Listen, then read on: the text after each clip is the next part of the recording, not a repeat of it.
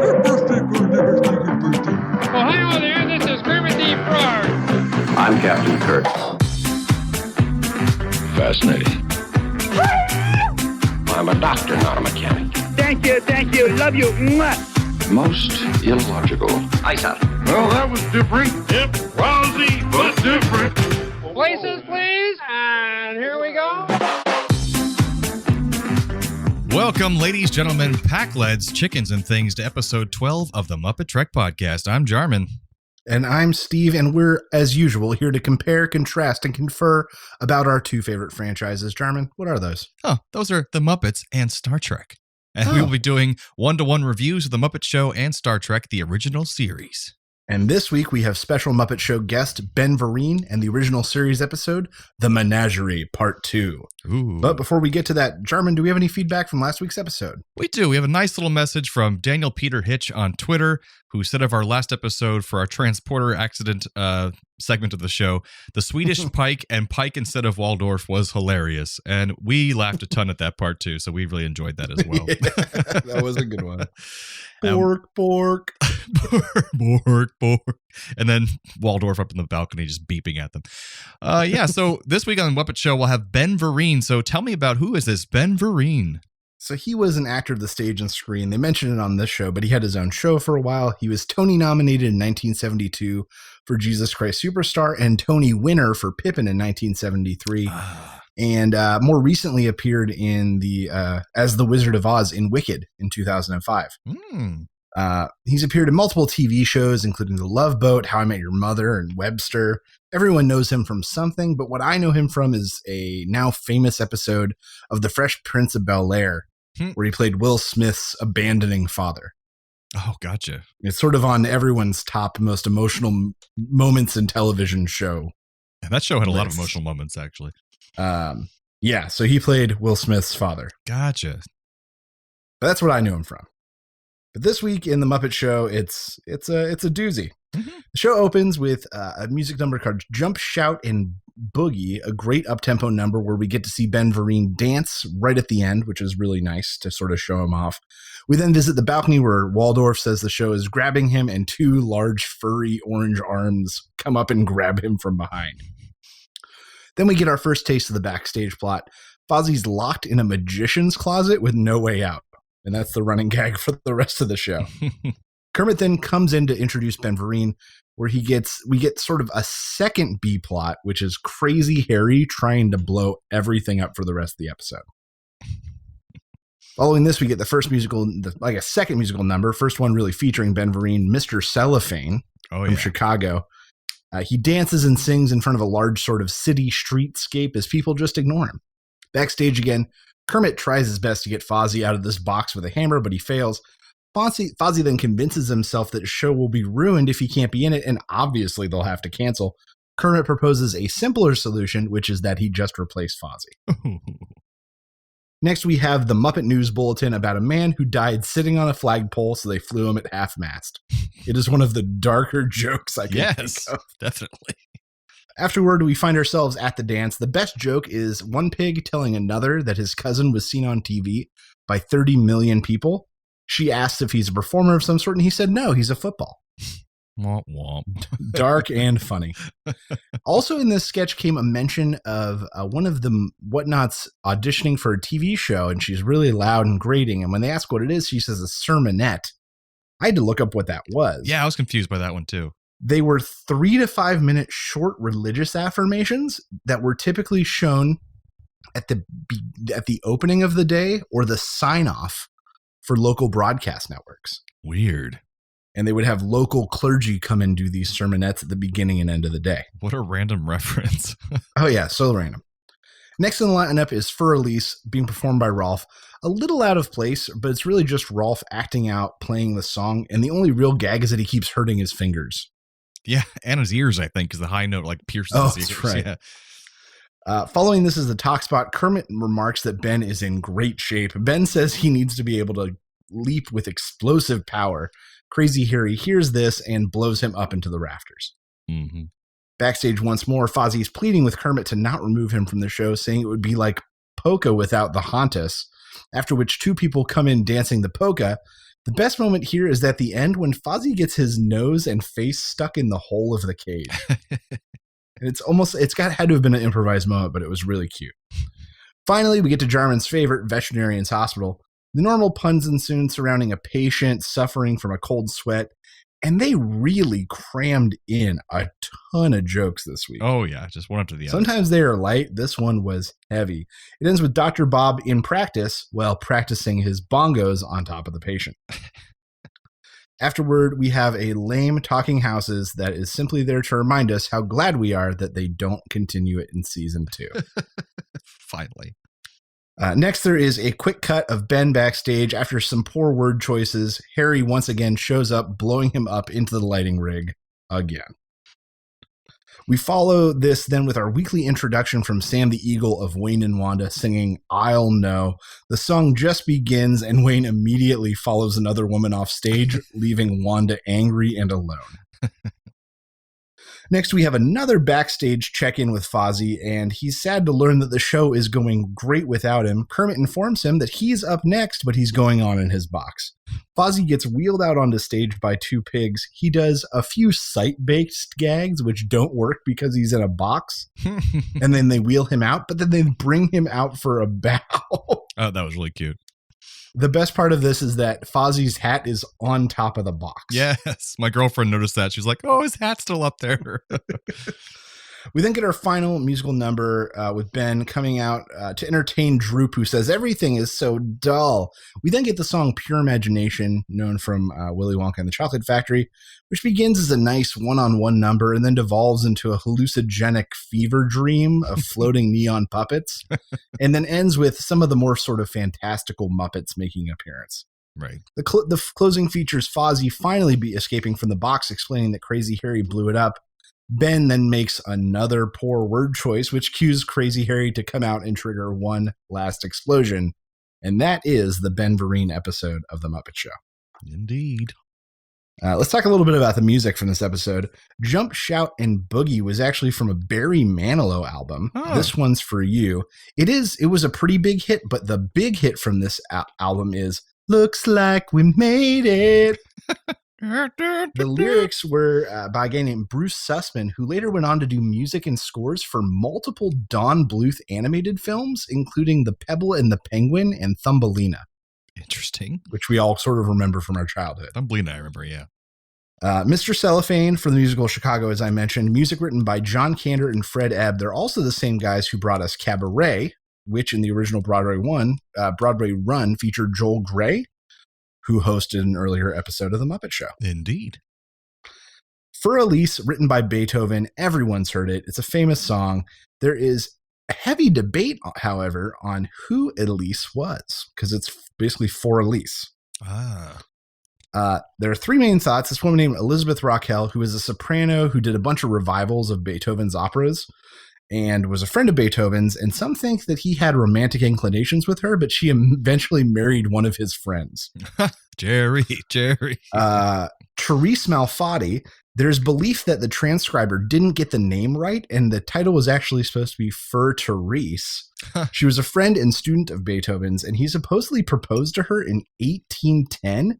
She turned him down and later went on to marry a minor noble instead. And the last one is Elise Barenfield, who was a child prodigy and soprano who hit fame at like 12 or 13, who did concert tours with Beethoven, and it was thought that he may have written it for her as a favor to someone else. He's not lucky with love. So I didn't know this, but Fur Elise is widely debated. A lot of drama there. The song I'll Know with Wayne and Wanda that we only get a line of is from the musical Guys and Dolls. Yes. Written by Frank Loesser, who also brought us other great musicals like Hans Christian Andersen and How to Succeed in Business Without Really Trying, which Jarman and I were both in high school. Yes, we were. I played JB Bigley, and you played I can't remember the mailroom guy. I can't remember his first name, but yeah. You had a great musical number though. It was cute. The Company Way, great musical. That's right. I forgot all about that. And then finally, Pure Imagination, written by Leslie Bacuse, who we mentioned on the last episode as the writer of Talk with the Animals. Oh, okay. Yeah. His writing partner, Anthony Newley, wrote the theme song for the Bond film Goldfinger. Goldfinger. Yeah, it was Anthony Newley. Gotcha. What a weird connection. Yeah, so strange. As I said, I'm realizing in this era, there's like 10 guys who wrote all the music. And just no one knew their names. And no one knows who they are. It's so crazy. So, Jarman, what did you think of this episode of The Muppet Show? So I really like this episode a lot. I think it's always down to is the host a good fit? And do they keep consistent writing as well? Because we've seen good hosts they've kind of fallen flat, like with the guy from Blazing Saddles. He's a great host. He could have been a good Harvey fit, Korman. but just didn't work. But it fired on all cylinders this time because Ben Vereen was just a fantastic dancer and singer and actor. So he's used to being around this kind of song and dance kind of show. I thought he was a little awkward at times with the Muppets. He had some weird nervous laughter and stuff, but that just might be how he is. I don't know. The talk spot was real weird. Especially at first. Was real weird. Yeah. When Kermit mentions how like in shape he is, and he just goes, I was like, yeah, what? It was just out of place, awkward laughter. But beyond that, I like his two numbers that were just really showcased him really well. Mr. Cellophane is dancing. He did a lot of talk singing for that one. So I was like, oh, I wonder how good of a singer he actually is. And then he does Pure Imagination, and he was a fantastic singer. So I love that song. I'm always humming that song all the time and whistling it and stuff. So when it came on, I was like, oh, I love this song. So I really enjoyed that. And of course, there was so many puns packed in, as you mentioned, in this whole episode, but also in the veterinarian's hospital thing. There's just pun after pun after pun. So I love puns. So I really enjoyed this episode. It's in my top 5 so far of all we've seen, because it's just really enjoyable. So I'm going to disagree. I really ranked this one lowly of what we've watched so far. Really? I don't think they did a great job of featuring Ben Vereen. Oh. Like, aside from sight gags and the Harry blowing him up gags, he had 10 to 15 seconds of dancing in that opening number. I agree. The talk singing thing, like the point of the second number, Mr. Cellophane, was just to show off his dancing. Yeah, I thought they did a great job with that. Opportunity to show more of him. Well, I thought it was pretty even-handed because that number was mostly his dancing, and then the other one he was just sitting and mostly singing for the Pure Imagination one. And he hit wonderful notes, and it was really yeah. I felt like that first Mr. Cellophane especially was disappointing because they used such a big set like that. They did. That city like walkway set was huge. I thought it was like Sesame Street. They only put like 4 Muppets in there. It felt so empty, and Ben Vereen was not enough to fill the set. It just felt so missed. All right, I didn't feel if that anything, way. I would have loved to have seen the Pure Imagination staged on that set where Droop is sitting on a stoop talking about how bored he is. And then Ben Vereen takes him window to window. And as they get to a new window, they get to show the crazy dancing body and then the crazy, the Muppet phones. And then, and showing this kid that there's imagination in his neighborhood, that would have been a great number. That's true. But because it was just him standing next to him, and then all of a sudden this like hallucination happening, and then just bringing in all the weird monsters right at the end, just for like, look at all this weird stuff we have. It just felt missed. The whole thing felt missed. I just didn't feel that way. But I see your point. I see your point how that could have been improved upon, but beyond that, it's just I felt like he carried it pretty well. But I agree. Pure Imagination was finally the show off of his voice that they really needed. Yeah, he's got a great voice. They really, really needed. But no, between his awkwardness in some of the Muppet interactions and sort of what I feel the miss of the musical numbers, I ranked this one pretty lowly. If anything, the one thing that saved this for me was the bit with Fozzie in the box. The B plot is what kind of salvaged this episode for me. It was very cute. It was. And when Fozzie gets his nose stuck in the door, that was so cool. I'm stuck. Oh no. Yeah, it's in my top 5 and it's near bottom 5. Oh yeah. This is like one step above Florence Henderson, maybe. Oh my God. Wow. For me. We're going to have it's different not lists. Florence Henderson though. Nothing's Florence Henderson yet. Which makes me think that might be a good thing for us to do is at the end of each season for this, we do a recap and kind of a ranking episode. Maybe not all of them. Maybe not 1 through 24. Maybe our top 3 and our bottom 3 or something like that. That sounds like a good idea. Or top 10 or something like that, or top 5. Yeah. I think okay. I see what you're doing. Yeah, we'll make up a new segment as we go because that'll be a first time for us getting to the end of a season. That's true. And we're halfway there now. We are. Wow. Wow. MuppeTrek's come a long way, folks. It has. Episode 12 already. So, Jarman, tell us about this week's episode of the original series that we watched, or continued. All right. So this week we are continuing on the Menagerie with part 2, the only 2-parter episode of the original series. So last time we left, Spock was in the middle of a trial for mutiny on the Enterprise, with Commodore Mendez, Kirk, and Pike in attendance to judge him.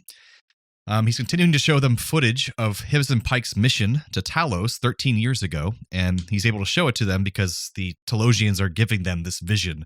He explained that last episode. So we go back to 13 years ago, where Pike was taken through several scenarios with Vina, the pretty girl on the planet, by the Talosians, living out fantasies so he might fall in love with her because they want him to be a companion with her in their weird species zoo that they have on their planet. But he doesn't fall for it. They eventually turn her into an Orion slave girl. She dances for him, as we talked about back in the On-Air pilot episode.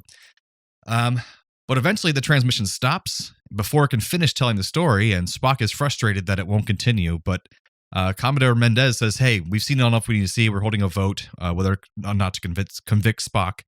And so Kirk, Mendez, and Pike all vote unanimously to convict Spock of mutiny. I'm not sure why this break happened and why the Talosians suddenly stopped showing the events unfolding, because then they just start showing it again 5 minutes later. So I don't know what that was all about. It's not explained. Pike eventually finds a way to...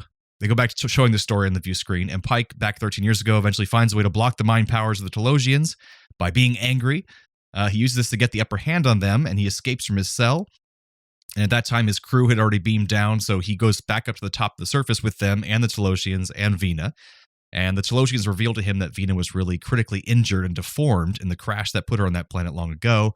So she chooses to stay there on the planet so she can still look beautiful, and Captain Pike and the others take off.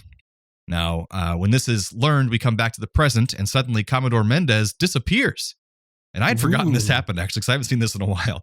Apparently, he was also an illusion from the Talosians ever since he left with Kirk on the shuttle in the last episode, because they knew that Kirk wouldn't go for this unless he had a long trial before this happened.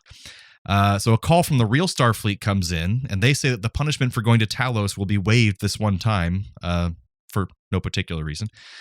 Yeah. It was kind of strange, kind of hand-wavy. Pike says he does indeed wish to be left on Talos for the remainder of his days, because they asked him a yes or no question for that, and he beeps once for yes. So Pike beams down to the planet, and Kirk sees on the view screen that Pike has given his bodily form back via an illusion and walks off with Vina to live off the rest of his days, having sex with Vina till he dies. So that's the end of the Menagerie Part 2. And Kirk and Spock have a little funny moment at the end where they... He jokes about Spock being so emotional, and Spock says, "How you don't need to insult me, sir." So I thought this was a really fun moment. But yeah, there's actually no really additional trivia for this episode, because this was mainly this was much more of the original footage from the pilot than the last episode. So there's not a lot of new stuff that happened. I looked through all the trivia I could find. There's most of it we covered last week. So check out last week's episode if you haven't already. So what do you feel about this episode, Steve? So, things I liked. The Mendez reveal was really good. Yeah. And I didn't see it coming. Some people might say it was random, but for me it was a nice little more Talosian nonsense. And I like that for once in Star Trek, it was like a nice, hopeful ending. There wasn't like a question of ambiguity or whether they did the right thing or not. Yeah, I could see that. And then I liked how it really ended up being poetic in a very nice way, in that, she was broken and deformed, and he didn't end up staying in the original, but now he's broken as well. I didn't even think of that. And so it made it very nice and a nice balance. You're so right. Story, even without seeing the original. So I thought that was really nice. That is a nice touch up. Yeah. Things I disliked. There were two little check-ins with the present, or with what was actually happening. Yeah, they got a little lazy on this one, it feels like. Yeah, I was like, they're going to cut back, right? Nope. Right?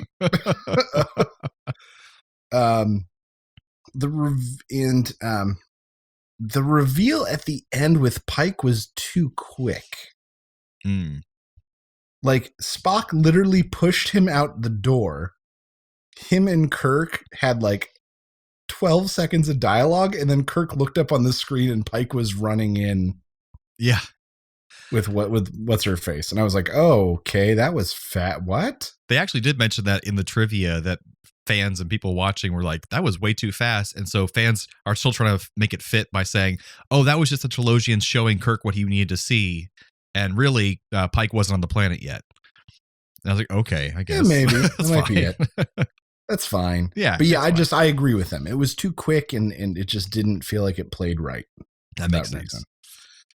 Overall, good episode. Good way to frame an existing episode and use the footage. I was not nearly as annoyed by this premise as I thought I would be. That's fair. But yeah, there were some things that didn't like. We're just gonna let you not have the death penalty this one time. Yeah, they didn't explain just that this at all. Once though. Next time, Spock.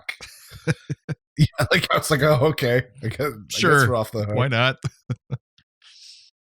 Like, it would have been smarter if it was like the Telosians have lifted the agreement or whatever the hell. You know, just make it the Telosians' decision to let it happen, and maybe it would have been cleaner. Who knows? Right. Just give one line of dialogue that explains why they said that was okay. Like, they just didn't do that. So, I don't know. But yeah, I think this was there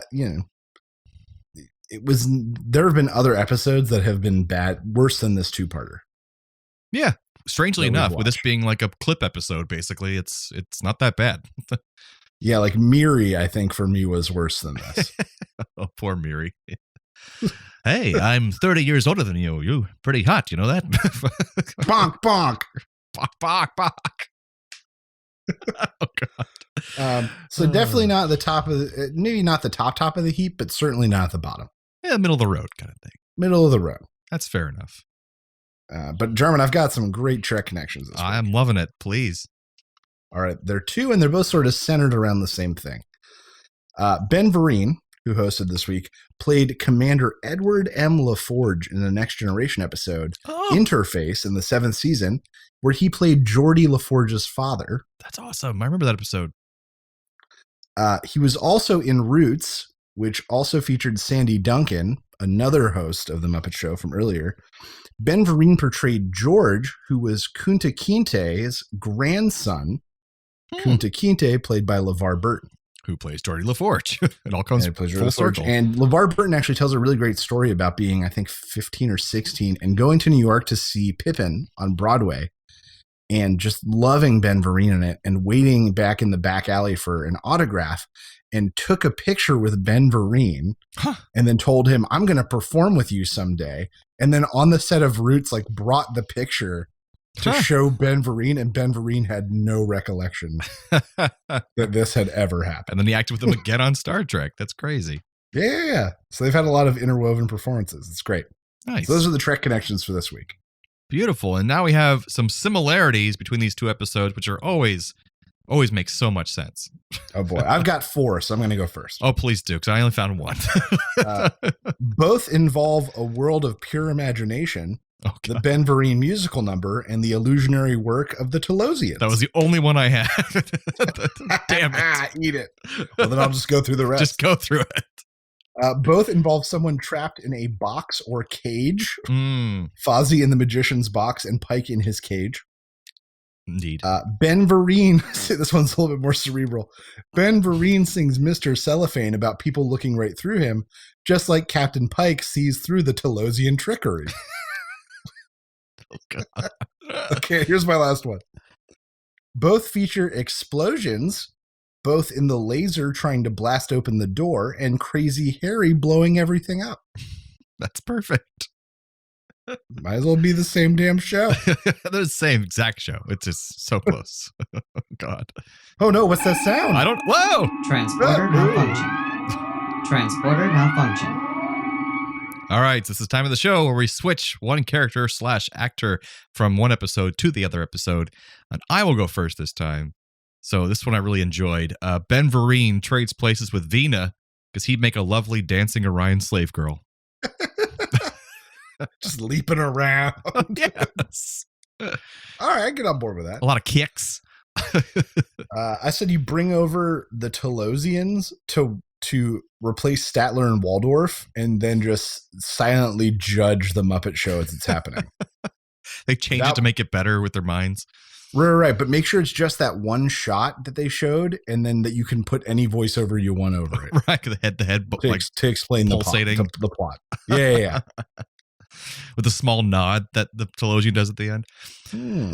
So I'll have Captain Pike to trade places with Fozzie Bear. And I'm talking about Captain Pike with the wheelchair, because he can do a yes or no comedy routine in his box, just like Fozzie was in a box. So I did kind of use that box similarity, but in my what I said was Fozzie in his box goes and replaces Captain Pike in his chair. Perfect. And instead of beeps, we get like sad, muffled waka waka. Waka, waka. Waka waka. It's the same show, basically. Same. It's the same show. I don't know how you people don't get this. That's why we're doing this podcast. To show you the evidence. That's right. So that brings us to any more, listen to the rest of them. Yes, listen to the rest of them. That brings us to the end of episode 12 of the MuppeTrek podcast. Join us next time for episode 13 of The Muppet Show with special guest Charles Aznavour. Just say that name a few more times. And original series episode, The Conscience of the King. So, from the lovers, the dreamers, and us. Live long and prosper, everyone. Thanks for listening to the MuppeTrek podcast. Be sure to follow us on social media on Facebook and Twitter. Subscribe to us on Apple Podcasts, YouTube, Spotify, or your favorite podcast platform. This podcast has been brought to you by A Play on Nerds.